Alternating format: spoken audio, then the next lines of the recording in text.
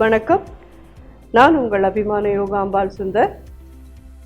இன்றைக்கி என்ன பார்க்க போகிறோம் அப்படின்னு சொன்னோம்னா, ரொம்ப டிஃப்ரெண்ட்டான ஒரு இது தவளை தோசைன்னு ஒன்று பண்ண போகிறோம்.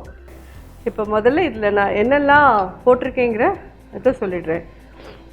இந்த கப்பால் 2 கப்பு இந்த மாதிரி அரிசி நோய் நீங்கள் மிஷினில் கொடுத்து வேணாலும் இது பண்ணி வாங்கிக்கோங்க. ரவையாக இருக்கும். இது இல்லை எங்களுக்கு புழுங்கரிசி தேவலை அப்படிங்கிறவா இட்லி ரவா கிடைக்கும் பார்த்திருக்கீங்களா, அந்த இட்லி ரவா வேணாலும் யூஸ் பண்ணலாம்.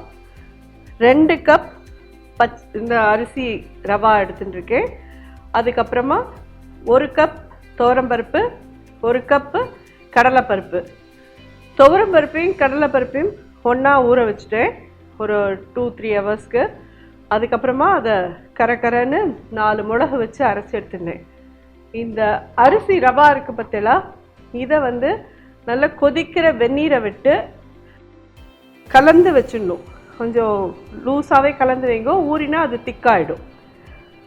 ஆறுனதுக்கு அப்புறமா இது ரெண்டையும் ஒன்றா கலந்து உப்பு போட்டு எடுத்து வச்சுருக்கோம்.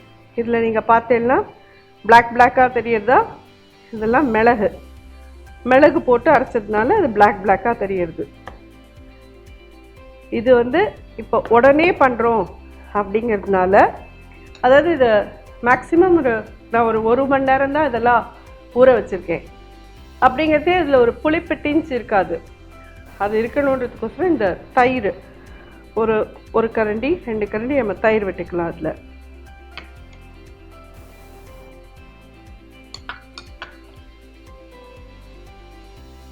புளிக்காத தயிராக கொஞ்சம் விட்டு கலந்துருந்தோம்.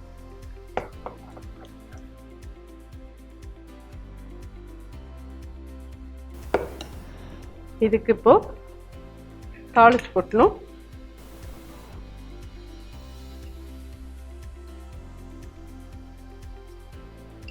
ஒரு ஸ்பூன் எண்ணெய் விட்டுருக்கேன்.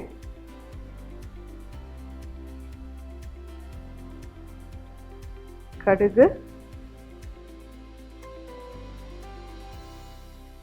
இதில் வெறும் மிளகு மட்டும் நம்ம ஒரு 5-6 ஆட் பண்ணியிருக்கோங்கிறதுனால இதுக்கு வேறு எதுவும் காரம் இல்லை. நம்ம தாளிச்சு கொட்டுறதே போடுற மிளகாவத்தல் தான் அதோட மெயின் காரம்.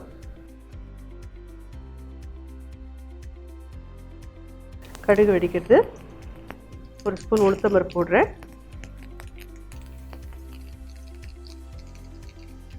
கொஞ்சம் பெருங்காயம், மிளகாவத்தல். இது உங்களுக்கு எவ்வளோ காரம் வேணுமோ அதை போட்டுக்கோங்க. கருவேப்பிலை,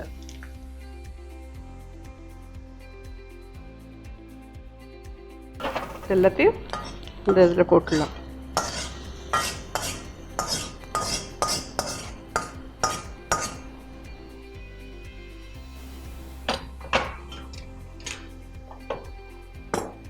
இதை ரெண்டா கலந்துக்கலாம்.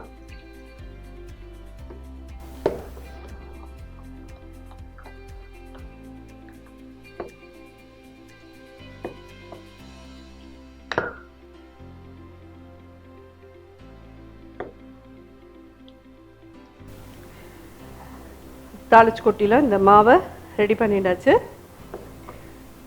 இந்த மாதிரி ஏதான ஒரு இண்டாலியம் இலப்பிச்சட்டி இருந்தால் கூட பரவாயில்ல.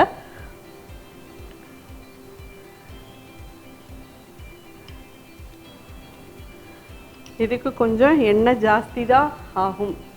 பழைய 4 டிஷ்ஷுக்கெல்லாமே இப்படி ஆகும். இதில் ஒரே ஒரு கரண்டி மாவெடுத்து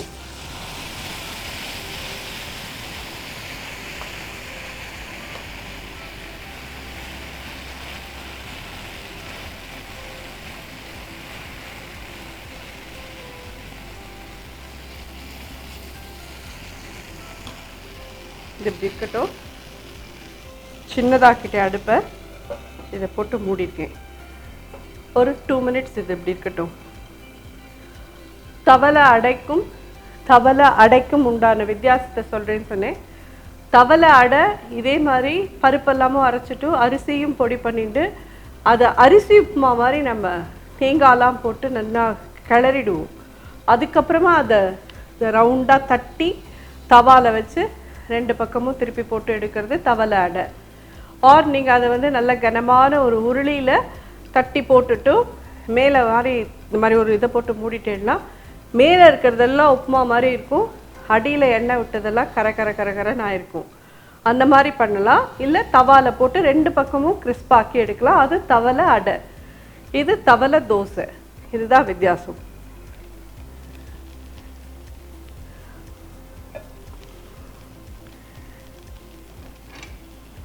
இன்னும் கொஞ்சம் மாவாக இருக்குது, கொஞ்சம் ஆகட்டும்.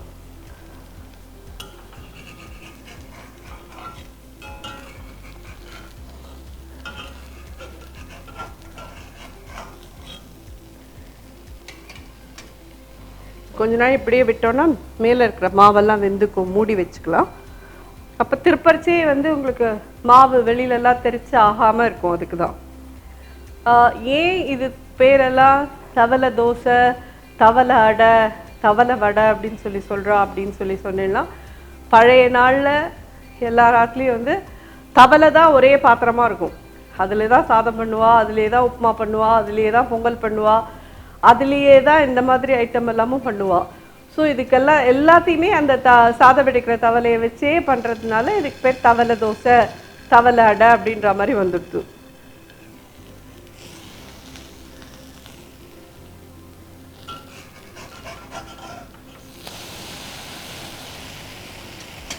இந்த பக்கம் போட்டுச்சு மூடணும்னு அவசியம் இல்லை, இது அப்படியே இருக்கட்டும்.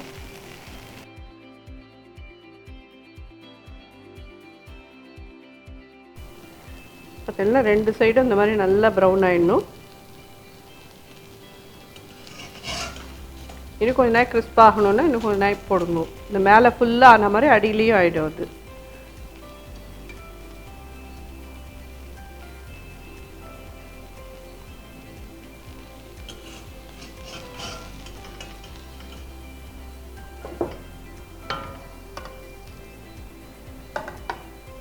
எடுத்து இப்போ இன்னொன்று நான் வாக்குறேன் பாருங்க. ஃபஸ்ட்டுக்கு மட்டும்தான் அடியில் எண்ணெய் விட்டுக்கணும்.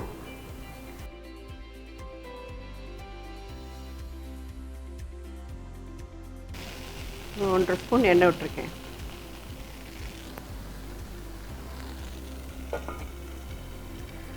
வேகட்டும். இந்த மாதிரி பண்ணுற தவளை ரொம்ப ஈவினிங் டிஃபனுக்கு, நைட் பலகாரம் பண்ணுறவங்களுக்குலாம் ரொம்ப நல்லாவே இருக்கும். எண்ணெய் இவ்வளோ உங்களுக்கு வேண்டாம், எங்களுக்கு வயசானவா எண்ணெய் இருந்தால் எங்களுக்கு இது ஆகாதுன்னா வேணால் கொஞ்சம் கம்மி பண்ணிக்கோங்க.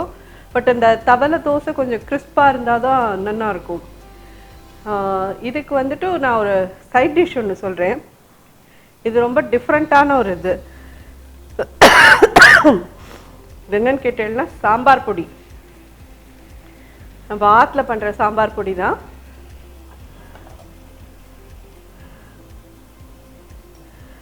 அதுக்கு கொஞ்சமாக உப்பு,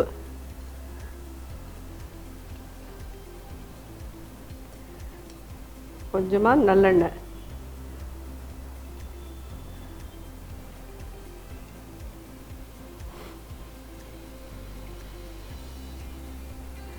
இது ரொம்ப புதுசாக இருக்கும்னு நினைக்கிறேன் உங்களுக்கெல்லாம். இதுவும் செம்ம காம்பினேஷன், அவ்வளோ நல்லா இருக்கும் டேஸ்ட்டு. இது ரெண்டையும் எல்லாரும் பண்ணி பாருங்க.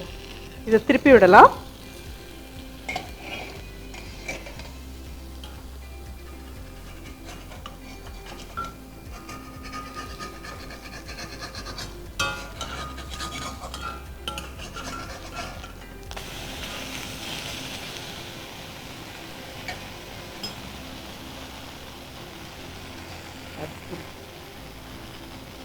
இப்படியே இருக்கட்டும், இது ரெடி ஆகிடும். இந்த வெர்ஷன் ஆஃப் தவளை தோசை உங்கள் எல்லாருக்கும் நிச்சயமாக பிடிச்சிருக்குன்னு நினைக்கிறேன். பண்ணி பாருங்க. ரொம்ப டிஃப்ரெண்ட்டான ஒரு டிஃபன். எப்போ பாரு நம்ம சாப்பிட்ற சப்பாத்தி பூரியிலேருந்து இது ஒரு இது. நான் முன்னாடியே சொல்லியிருக்கேன், சவுத் இந்தியாவை பொறுத்த வரைக்கும் அரிசி தான் நம்மளோட பேஸ் அப்படிங்கிறதுனால அரிசியை பேஸ் பண்ணி நம்மள்ட்ட நிறைய டிஃபன் இருக்குது. ஸோ அதனால் இதெல்லாமும் ஒரு டிஃபன் பண்ணி பார்த்துட்டு சாப்பிட்டு பார்த்துட்டு எனக்கு ஃபீட்பேக் சொல்லுங்க. நன்றி, வணக்கம்.